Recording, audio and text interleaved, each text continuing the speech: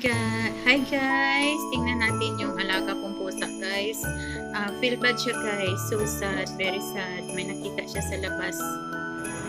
Hey guys! Mega love shoutout sa inyong lahat yan guys. Ito, tapos na ako nagpakain ng aking mga camel. So, magbablog tayo ngayon guys. Kaninang umaga guys, yung alaga naming pusa, naabutan ko doon sa bintana, doon sa loob ng kwarto ng mga boss ko. Pagpasok ko guys, nakita ko guys, gusto niyang basagin yung salamin sa bintana guys. Kasi alam mo kung bakit guys. Nakita niya yung dalawang lovers sa labas ng bintana. Naghahalikan guys, naghahalikan yung dalawang hayop na yon. Pati ako tuloy parang mainggit ako guys. So guys, panoorin nyo itong vlog ko guys. Sana magustuhan nyo. At kung sino man yung hindi pa naka-subscribe sa channel ko, please subscribe to MJ. Do like and share. At saka i-select na rin yung kalimbangin nyo na rin ako guys. Maawa naman kayo sa akin, maliit pa yung bahay ko. So guys, panoorin nyo tong hayop na dalawa na to, pati ako inasar pa. Kala ko sa mga tao lang na nangyayari ito. Pati rin pala sa mga hayop guys, nagsiselos din pala sila guys. Yung alaga namin pusa, gusto basagin yung salamin dahil nagsiselos siya guys. So ayan, panoorin natin guys ha.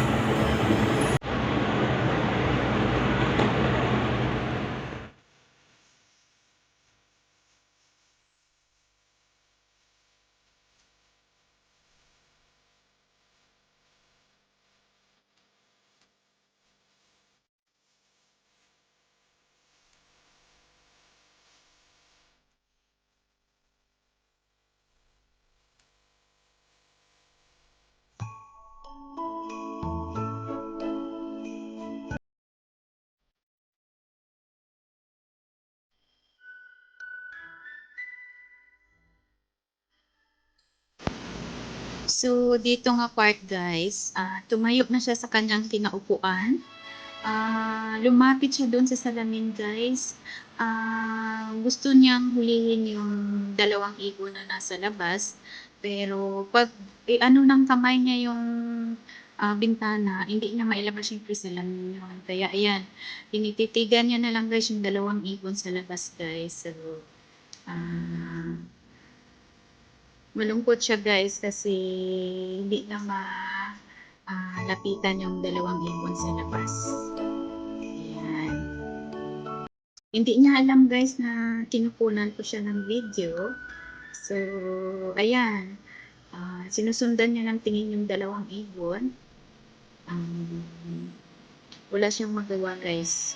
Talagang tinalo siya ng dalawang ibon sa labas. Ayan. Hindi talaga siya umalis guys. Ang tagal. Ayan. Nilapitan ko pa siya para umalis siya. Hindi pa rin siya umalis. Doon pa rin siya nakapokus sa ibon sa kalapati. Yan siya guys, kalapati. Ayan.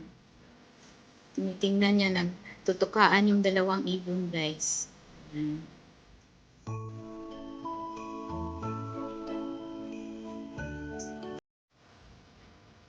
Hindi naman natakot yung dalawang kalapati guys kasi alam ng ibon na naka-close yung bintana kasi nasanay na yan sila dyan guys. Ayan. Tingnan mo, nagtutukaan sila dalawa guys.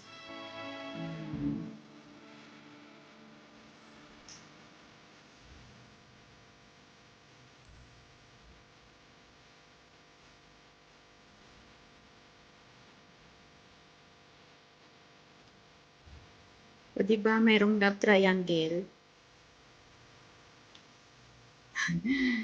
Sa pagitan ng mga hayop. Ayan. Please subscribe my channel guys, Twin MJ, and click the bell and select all. Thank you for watching guys. Bye bye.